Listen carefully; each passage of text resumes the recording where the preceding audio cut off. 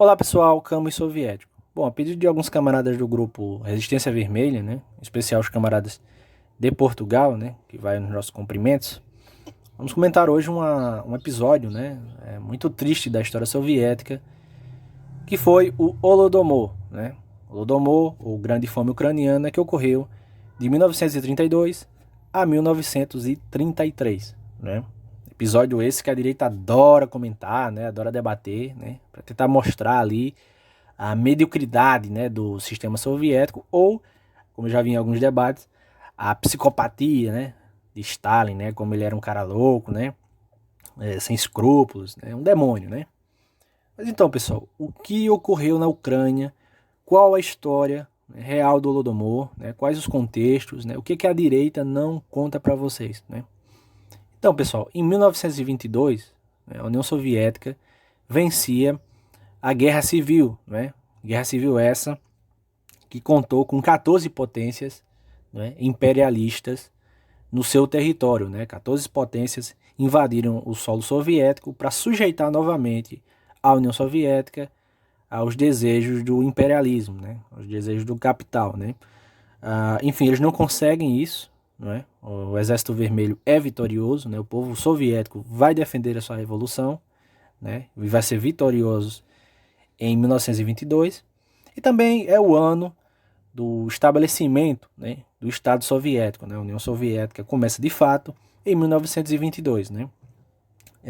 E logo depois disso aí, né, a vitória, né, o estabelecimento do Estado Soviético, vem uma grande fome, né? Uma grande fome causada, né, pelas 14 potências, pela invasão dessas 14 potências em solo soviético, né, que vai matar milhões e milhões de pessoas.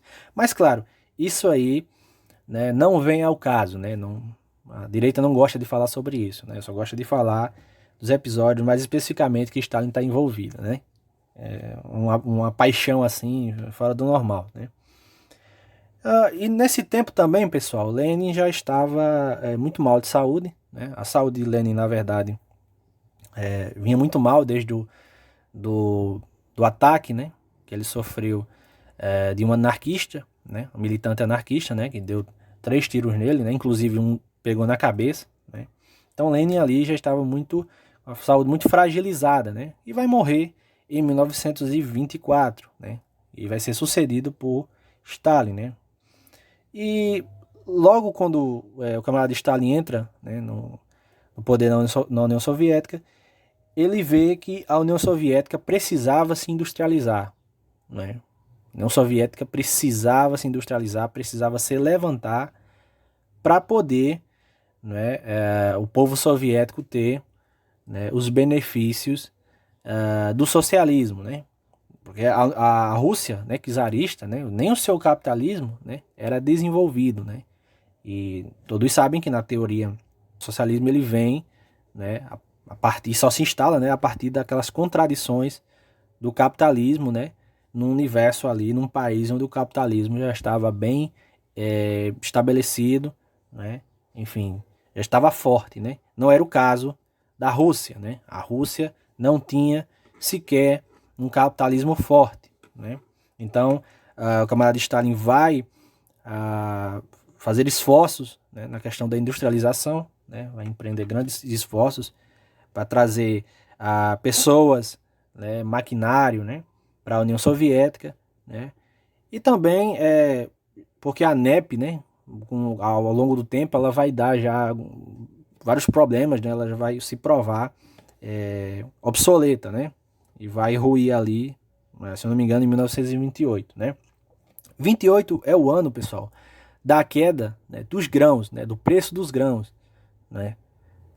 A União Soviética basicamente, né, vivia do comércio de commodities, né, madeira e grãos. Né. Então, em 1928, né, os preços da madeira, né, dos grãos, né, vão cair muito, muito.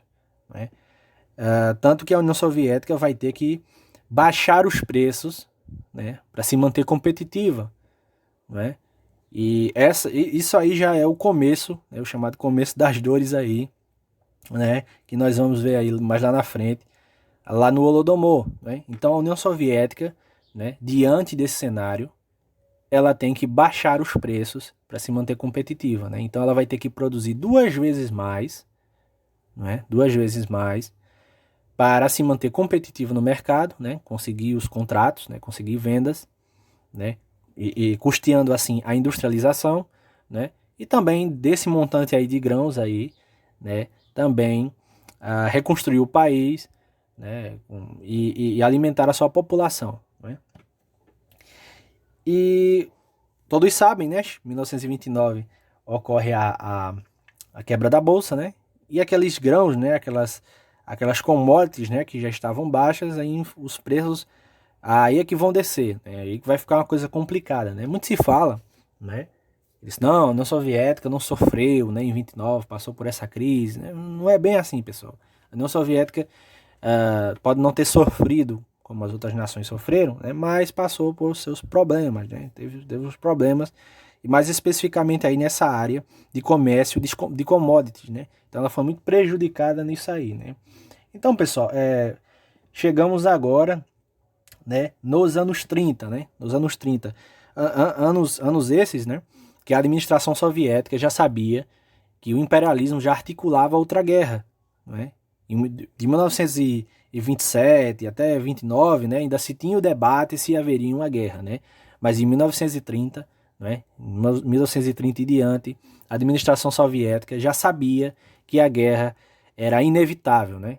Haveria uma guerra, haveria outro esforço para derrubar o Estado soviético, e Stalin viu que a União Soviética precisava se preparar, né? Se preparar para essa guerra, né? O que estava ali só em debate, digamos assim, era quando iria ocorrer, né? Mas que ela era inevitável, né? Eles já sabiam que ela já era inevitável, né? Não tinha como escapar, né? Então, anos 30, né? Stalin vai começar a intensificar, né? A guerra contra os kulaks, né? Que os kulaks que era uma classe rica, né? De camponeses, não se sujeitavam à coletivização, né? E ainda de quebra se levantarem armas contra o poder soviético, né? Desestabilizando, né? Sabotando, né? Fazendo tudo o que era possível para que o sistema dos kolkhozes, né? Ruísse, né? E Stalin vai pesar a mão sobre esse pessoal, né? Muito também porque eles estavam queimando o seu excedente inteiro de trigo, né? O seu excedente inteiro de trigo, né? E Stalin pensou rápido e foi lá e acabou com isso aí, né? Para estabelecer a coletivização, né? Coletivização essa, pessoal, que visava garantir, né, a segurança, né, da produção, né? E que também houvesse um aumento, né, dessa produção, né? Para assim custear todos os projetos que a União Soviética iria desenvolver, né? O que ocorreu também, pessoal, foi uma grande seca, né? Grande seca, né? Que não ocorreu só na União Soviética, né? Muitas pessoas quando falam em crise de 29, você vê nos livros, fala muito sobre Brasil, né? Mas os Estados Unidos fica só ali, né? Como se fosse assim uma questão meramente, enfim, uma quebra no papel, né? Nas estatísticas, né? Mas que os Estados Unidos se foram muito bem, né, na crise, né, o que não era verdade, pessoal, o que não é verdade. Fala-se muito pouco do que aconteceu nos Estados Unidos. Estados Unidos, por exemplo, né, ali nos anos 30, né, teve desastres naturais terríveis ali, no chamado Baixo Mississippi, né? Teve secas no oeste dos Estados Unidos terríveis, que as pessoas saqueavam as lojas, os centros de distribuição de grãos, né? Enfim, houveram revoltas por todos os Estados Unidos. Tanto que em 32 o presidente Hoover, né, vai chamar a Guarda Nacional para proteger o Washington, né, porque tinham vários manifestantes, né, várias pessoas armadas que foram até o Capitólio e tal, né, e ele teve que convocar, né, essas tropas para fazer a segurança da capital, né.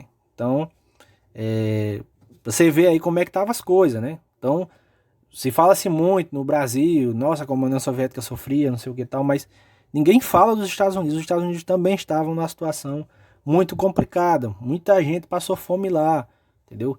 grupos da Cruz Vermelha, né, agiram sobre isso aí, né, porque estava complicada a situação, né? Então, na União Soviética não era diferente, né? Na União Soviética ela também passava por seus problemas, né? Então ela passou também por desastres naturais terríveis, né? Entre secas e enchentes, né, que atingiram ali aquela região do Baixo Volga, né? Não foi só a Ucrânia, certo, que passou por essa fome, né?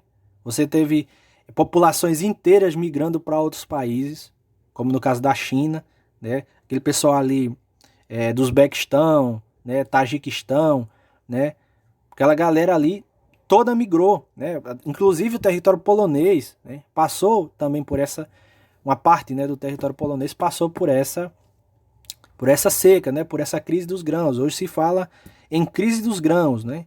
E não em Holodomor, né? Porque não foi só na Ucrânia que ocorreu isso aí, né? Então você tinha na Ucrânia, né, em todas as partes da União Soviética, mas especificamente, né, na Ucrânia, uma guerra contra essa classe rica que era os kulaks, essa classe que se levantou em armas, essa classe que sabotava a economia soviética, né, a agricultura soviética, né, que queimaram muitos dos seus excedentes. Você vai ter as secas, né, que atingiram a União Soviética, né, afetando a produção, né? Lembram lá atrás que eu falei que a União Soviética tinha que produzir mais, né, para se manter competitiva no mercado, né, para custear essa industrialização, né?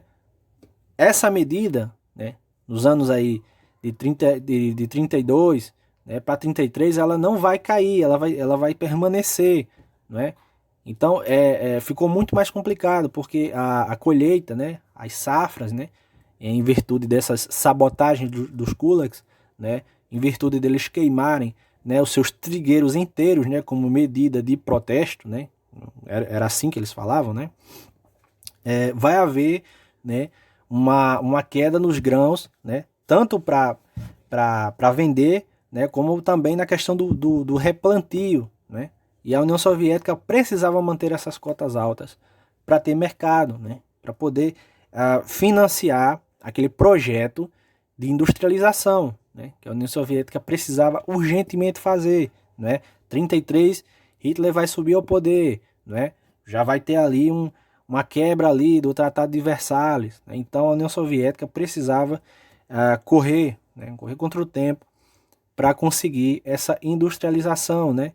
Então você vai ter, né, o mantenimento ali das cotas, as cotas vão permanecer as mesmas, mas vai haver as secas, vai haver a guerra contra os kulaks, né, vai haver a sabotagem deles, e isso aí fez com que a economia ficasse muito mal, né, e ocorresse as mortes, né, porque precisava-se, né, vender esses grãos, precisava-se ter dinheiro, né, o Estado Soviético precisava ter dinheiro para custear ali a industrialização, fazer ali o Estado, né, e até mesmo modernizar a agricultura, né. A agricultura de 34 em diante vai haver recordes, né, de produção de grãos, muito vindo da industrialização, né, com a chegada de tratores, né, colheitadeiras, né, já depois, né, já vai estar vencida a guerra contra os kulaks, né, e tudo isso vai fazer com que a produção, né, a partir de 34, né, comece a quebrar recordes, né. Então, pessoal, não foi só, né, a questão da crise, né, mas também essas lutas que ocorreram dentro da União Soviética contra os kulaks, né, essas secas, né, enfim, esse nível, né, de produção também, né, que o governo soviético exigiu, né, contribuíram aí para essa crise aí. Não só isso, pessoal, muitas pessoas, né, tiveram doenças, né, teve epidemias na Rússia, por exemplo, de tifo, né, a febre tifoide matou muita gente, né, na União Soviética, e isso não é falado, né, e os mortos em decorrência dessas epidemias, né, são colocados ali como mortos pela fome. Não foi assim, pessoal. Houve epidemias dentro da União Soviética, né, houve epidemias durante a Guerra Civil, né? E houve também naquela época, né? Nos anos 30, também houve uma epidemia terrível de febre tifoide, né? E todos essas coisas contribuíram, né, para a morte das pessoas, né? Então não foi só, né, não foi uma medida lá, né, do camarada Stalin, né, que ele foi lá, né, colocou o povo ucraniano, né, para comer menos, né, privou o povo ucraniano de receber grãos, né, e por aí vai, né, como a direita gosta muito de falar, e não é assim, não foi assim, né, foi vários fatores, né, que contribuíram para aquele episódio, né, episódio triste, né, que nós não negamos, né, mas que houveram várias coisas que contribuíram, né, para aquilo ali, né. E aí, pessoal, Stalin vai conseguir concluir, né, mas lá na frente a industrialização, né, graças, né, às cotas, né, graças à industrialização forçada, né, Stalin vai conseguir manter a industrialização e vai ser essa indústria, né, feita a partir dessas medidas que vai vencer o nazismo, que vai vencer o nacionalsocialismo, que vai fazer o que nenhuma outra potência conseguia fazer, né? Então, pera lá, né? Pera lá. Mas depois, pessoal, como é que essa história, né, se tornou o que se tornou, né? Essa história hoje é muito usada por nacionalistas ucranianos, né? A galera da extrema-direita ucraniana, né? Muito nazista usa essa porra agora, né? Para tentar inflar, né? O espírito anti-Rússia, né? Lá na Europa, né? Mas como é que chegou nesse patamar, pessoal? A questão, pessoal, ali, né? Foram os chamados nacionalistas, né? Ucranianos, né? Galera lá do Stefan Bandeira, né? Um cara que era um colaboracionista, né? Que tinha uma organização colaboracionista dentro da Ucrânia, né? Então, muitas dessas pessoas exiladas, né? Reproduziam esses discursos que tinham também um suporte, né, do Ministério da Propaganda, ou seja, de Joseph Goebbels, né? O Joseph Goebbels aí, né, o departamento aí de propaganda nazista, vai fazer histórias incríveis aí a respeito sobre o Holodomor, né, que aquilo ali teria sido uma Stalin punindo os ucranianos, né, usando fotos, né, da fome de 22, né, para ilustrar o que seria o Holodomor, né, saía nos jornais, né, mas hoje essas fotos já estão provadas, elas eram todas fakes, né? Mas tudo isso aí foi usado pelo departamento de propaganda nazista, né? Então o Joseph Goebbels, o Mussolini também vai falar sobre isso, né? Vários banqueiros, né? Vários anticomunistas fortes, né? Personalidades anticomunistas fortes nos Estados Unidos, na Inglaterra, vão fazer essa questão de conspiração, né? Que foi tudo uma coisa arquitetada por Stalin, né? Então tudo isso vai ser propagado, né? Pelos nazistas, né? Principalmente, né? Pelos nacionalistas ucranianos, né? Principalmente depois do final da guerra, né? Então isso aí vai ser jogado aí pelo mundo e vai ser potencializado na Guerra Fria, né? Na Guerra Fria. E para vocês verem o nível que tá isso aí, né? A loucura, né, desse pessoal, né? Eles hoje, né, Polônia, né, na Ucrânia, estão reabilitando, né, criminosos, né, colaboracionistas, né, do período nazista, né? Vocês verem em que pé que isso tá, né? Eu até coloquei aí na capa, né, um rosto aí de um cara aí, não é o Joseph Goebbels, né? Que é um selo, né? Que é um selo que os caras fizeram, um selo lá na Ucrânia, um selo postal de um criminoso nazista, né? De um cara que falava que era necessário que as cabeças, né, dos judeus, né, tinham que cair nos pés de Hitler, né? Eles colocariam as cabeças dos judeus nos pés de Hitler, né? Então é esse tipo de gente, esse pessoal da Austácia, né, lá da Croácia, né, ex-SS, né, criminosos de guerra, guardas, né, sargentos, né, daqueles campos ali de concentração, é esse pessoal, né, que vai propagar, né, e que vai escrever lá na frente vários livros, Entendeu? Então é importante que se diga isso. É esse tipo de gente que propaga essas coisas, né? Gente que tava numa missa de manhã, né? Uma celebração lá luterana de manhã, né? Como os alemães gostavam de fazer. E quando era de 1 hora, tava matando judeu, né? Tava torturando, tava fazendo atrocidades terríveis. Então é esse tipo de psicopata que propaga essas coisas, né? Que propaga essas ideias, né? Então vejam aí, né, quem são os propagadores dessa porra aí, entendeu? Não estamos negando, né, que ocorreu o Holodomor, ocorreu essas mortes, ocorreu essa fome. Agora, que negamos aqui é que isso teria sido arquitetado pelo governo soviético. Isso aí hoje não se sustenta, principalmente depois da abertura dos arquivos. O que é engraçado, né? Porque a maioria do que esses caras falam não tem pé nos arquivos, né? Tem pé nos relatos desses camaradas aí que eu falei pra vocês, né? Desse pessoal aí que eu falei, né? Ex-SS, nacionalista nazista ucraniano, né? Extrema direita, né? Exilado ucraniano, galera ali que era dos kulaks, né? Que tinha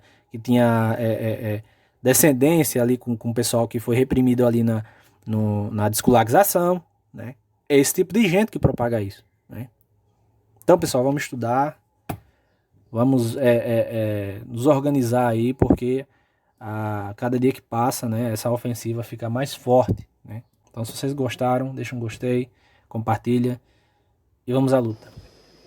Agastada com a aprovação por esta Assembleia de um voto de condenação da ilegalização do Partido Comunista da Ucrânia pelas autoridades de Kiev, a senhora embaixadora da Ucrânia decidiu usar as páginas da imprensa portuguesa de forma arrogante e sobranceira para atacar violentamente a Assembleia da República por defender as liberdades democráticas. Era bom que a senhora embaixadora entendesse que o país em que está acreditado é um país soberano e democrático e que, ao contrário das autoproclamadas autoridades de Kiev, a Assembleia da República é um órgão de soberania democraticamente legitimado pela vontade do povo português. Entendeu, porém, o PSD, num ato de subserviência, curvar-se perante a arrogância da senhora embaixadora e pedir-lhe humildemente desculpas pela suposta afronta, apresentando um voto em que procede à exumação do cadáver de uma campanha lançada há vários anos pela extrema-direita ucraniana, assente numa grosseira violação da verdade histórica.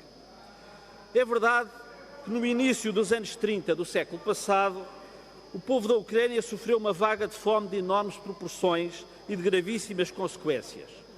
Seria desonesto não o reconhecer, e para desonestidade já basta o voto do PSD.